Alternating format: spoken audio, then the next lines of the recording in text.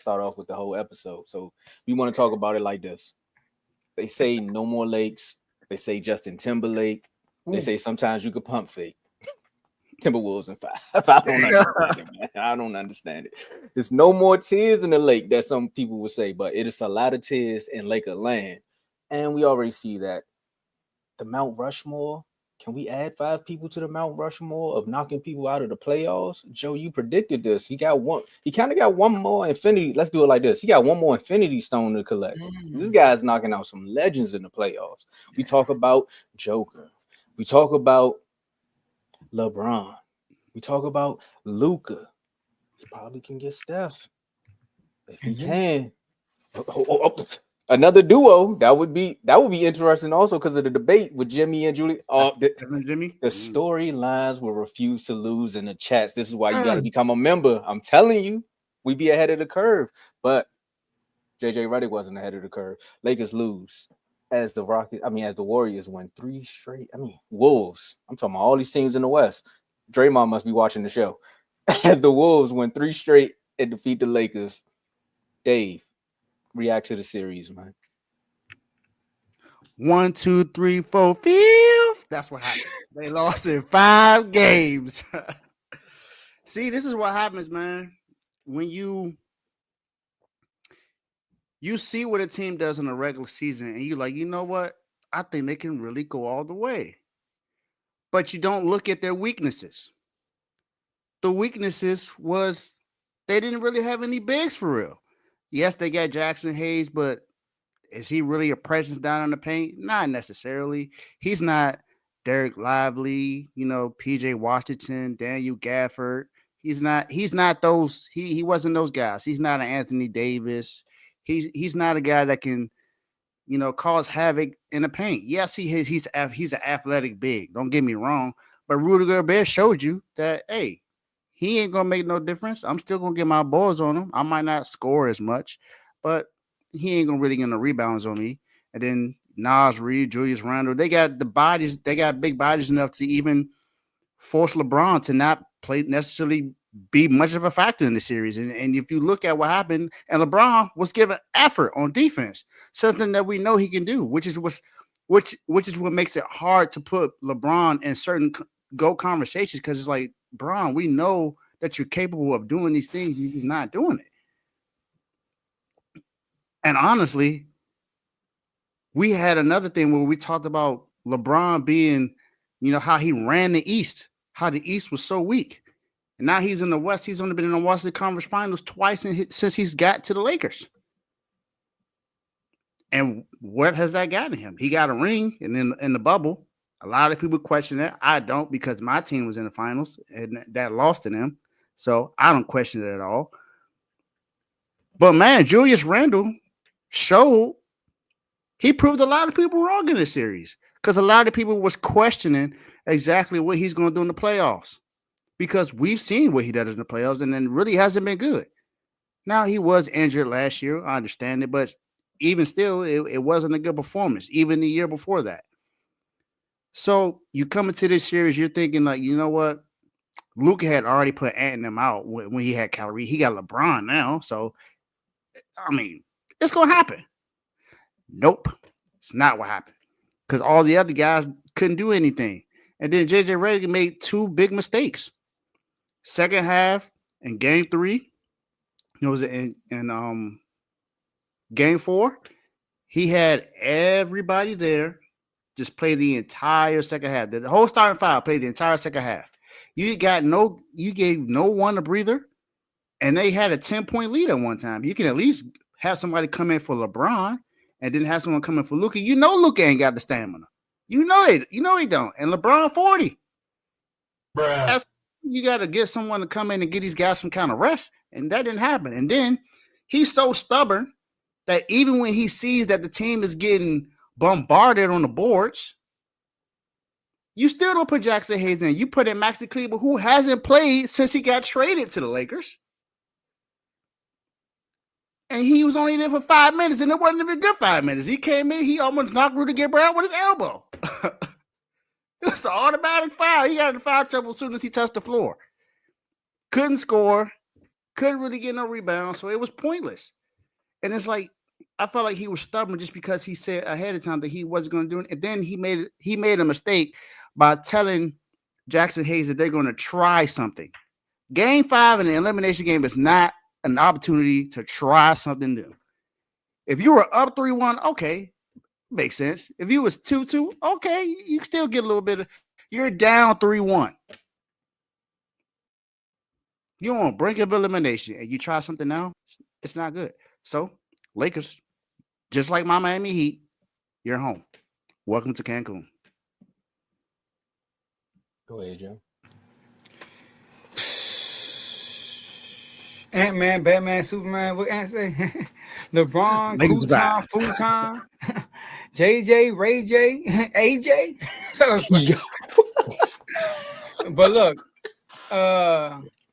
Houston, look, I won't bring this up later, but here's the thing about this whole series. Game 5 tells you how bad the Lakers were, as far as coaching and period. Because did y'all know the Timberwolves, right? And I said it multiple times in the chat. That's where y'all gotta become a member. We watching the game in the R2O chat, the VIP chat. I made a voice memo at the end of the third quarter. I said, the Lakers better be lucky that they're not getting blown out, because the Timberwolves are missing wide open threes. They are lucky because do y'all know the Timberwolves was 7 for 47 from the 3-point line in game 5. That's 14.9%. I don't know if y'all know this. That's the lowest percentage by any team in playoff history with 40 or more 3-point attempts. Did y'all know that? That's the lowest percentage in NBA history with 40 or more 3-point attempts. 7 from 47. And Anthony Edwards alone was 0 from 11. Did y'all know? Out of the 47 threes they shot, only 22 were contested? 25 were open. And they only made 7. They should have got blown out. But they didn't get blown out. Do you know why? Because Rudy Gobert. I mean, like they said, JJ Redick was stubborn. A lot of missed threes turned into second chance points. Offensive rebound. Rudy Gobert had 9 offensive rebounds. You know the Timberwolves as a team had 18 offensive rebounds to the Lakers 8. They had 6 offensive rebounds in the fourth quarter. So, and Rudy Gobert, out of his 27 points, 9 of them came in second chance points, and 5 of them came in fast breaks. So more than half his points, this came off hustle. It's crazy. Rudy Gobert, 24 points in the paint. He had three free throws. All his points came in the paint, obviously. 27 points is playoff career high. 24 rebounds is a career high also. So the Lakers also points in the paint. Lakers, 40. Timberwolves, 56. Fast break points. Lakers, 10. Timberwolves, 20. All the little stuff, Timberwolves are winning at. But they shot 40 from 3, but it didn't matter because the other stuff they were winning, which is crazy. And because JJ Redick came out and said, I'm not playing Jackson Hayes, he stuck to his guns and he did not play Jackson Hayes. But instead, like Dave said, he played Maxi Kleber, who I forgot he played for the Lakers, to tell you the truth, until he got up there.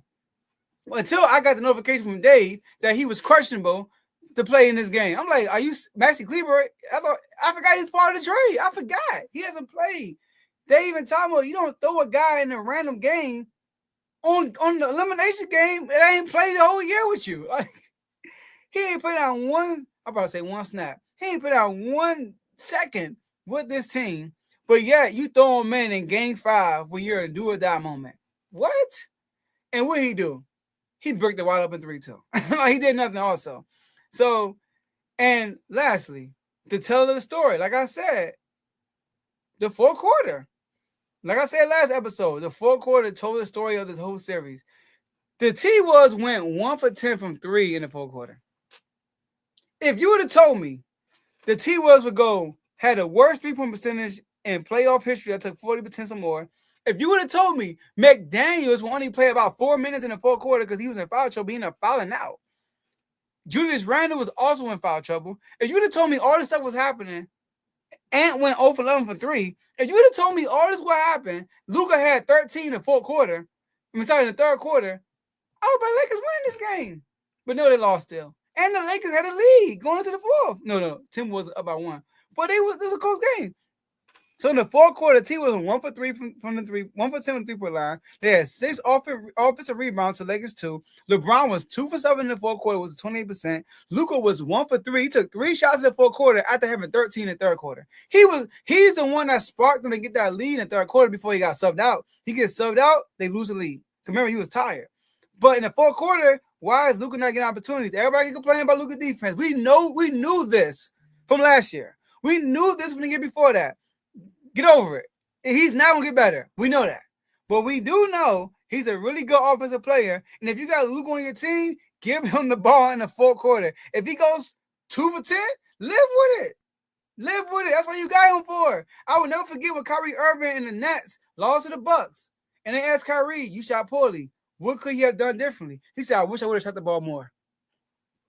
I'm cool with that. I'm living and dying with my best player shooting the ball. Not my best player taking 3 shots in a closeout game, which is crazy. So, like I said, LeBron, Futon, they folded. T was in 5. They folded like a futon, huh, Joe?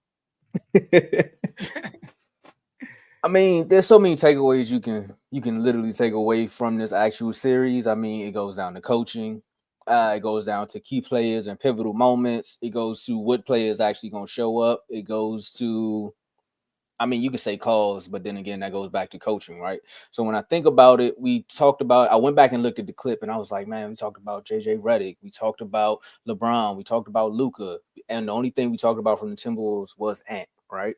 And Ant was the sole key factor throughout this series, where it was like, okay, if I'm not playing good, I'm gonna make sure somebody else is getting off. And Julius Randle stepped up, Jaden McDaniel stepped up, but the one person we didn't talk about was Rudy Gobert. Like, that was insane that it went over everybody's head that Rudy Gobert was out there and he could still get rebounds. I mean, the fact that you can get 24 rebounds in a real NBA game, I thought he was playing 2K. I thought he was a creative player, because I was like, when I heard the stat, I was like, there's no way he got 24 rebounds by himself. Like, there's teams that wish they can get 24 rebounds in a game, and I'm talking about a team collective of 11. I mean, there's one guy in Miami, he's just like, if you could just get 2 rebounds. So imagine with Rudy Gay, his prop bet gonna look like for the next series. They're like, man, 24. You can say you probably get 30, even though that's gonna be a stretch, because other coaches gonna actually play their centers, or at least somebody that's gonna get down there to try to make or get a rebound. Because JJ, I know you said your comments after the game about people not being in shape, but what was your mental shape? That's the real question, because it's like, second chance points is a point. If you can't stop the other team, if you stop the other team from getting offensive rebounds, then you probably got a chance of actually winning some of these games, and also just making some rotations. I mean, the Lakers look like they're going more towards Luka now, and if you understand, Joe said it on here, and you probably hear it everywhere else, but you watch them refuse to lose right now. So Luka is a lob threat away from actually making some plays. So if LeBron was maybe like 5 years younger, I don't know, we might have seen a different Lakers team out there. But because LeBron is older and he can't move as quickly as he used to, Luka's out there trying to make some things shake. But you also take a moment in a game where you know if you lose, you're not coming back tomorrow to say, hey, Max, just go in there for 5 minutes. What was he doing? Like a jump scare or something? It was like jump scare. And it failed. It failed real bad, because it's just like Max was like, I don't know what I'm doing out here. But also you got like guys like Dalton Connect that you could have put in games. Like, you had rookies that you could have played that's been playing all season, and you decide to go Max. You know what? Max Keebler, Max Kellerman, they both not on ESPN no more, because this is insane. This is insane. But we'll see what happens in the all season. We already know what's about to happen. It's about to be all Laker talk. It's about to be what's next for LeBron. But instead, they need to be giving praise to Ant-Man, because again, this is another legend that he's putting out. And we're going to see what happens with this Rockets Warriors series. That's got to be the headline going into the next one. Can he do it again? Because he's proven it so far. Can he do it one more time? Hats off to you, Ant-Man and the Wolves, for shutting everybody up. I got one thing to say, though. Go ahead, Dave. Go ahead. Let's not give LeBron an excuse, though. Oh, no. because a lot of people were saying that he was still a top 10 player at 40 years old. Let's not use that excuses why they didn't win. Oh, he 40. We know that. We knew that going into the series, but people still picked him to win. So let's not give him that excuse. Still one of the greatest of all time, still number 2 all time, but come on now. Let's stop it. Yeah, his impact. He was terrible in the fourth quarter in the series. Terrible. Terrible. He was terrible. I mean, Luka was too. Luka averaged like 5 points in the fourth quarter. Not good. Yeah, he did. It was tied. But here's the thing, though. JJ Redick, he said that, yeah, he tried to jump on it before somebody get him. He said, yeah, when you make decisions, you it's like a trade-off. So him not making a decision to put in Jackson Hayes, he says a trade-off. We need him more scoring, and if we go big, we can't score. Okay, you can't score, JJ. How come in the regular season you average 113 points a game in the regular season, but in the playoffs you average 100, which is the third lowest in the NBA? How many points they lost by? What was the score last game? Anybody got it? 103-96. 103-96. They ain't scored 100 last game. Nope. But they had a problem with scoring Jackson Hayes. JJ, this is what I don't like. Where's your accountability? He hasn't said not one thing in the media about himself. Somebody asked him about what are some things you could do to be better. He said, well, I'm gonna listen to my thoughts when it comes to evaluation and listen to my coaches and my players. That's what he said. He didn't say nothing about what he could have done. But he did say we need to get in championship shape. Guys were missing wide open threes. We missed some open layups. He's talking about everybody else. But what about you, JJ? This is the same guy. When Doc Rivers on ESPN, the same dude on ESPN made a big deal about Doc, which he's right about. Don't take responsibility for nothing. The same guy. Oh, now you in the same hot seat, no pun intended. And now you don't want to do the same. You do the same thing your coach did. I mean, that's what they say. The blind lead the blind. They both fall into a ditch. Or a lake. Or a lake. Well, we got our guest backstage, man. You know, he was making us a little hungry.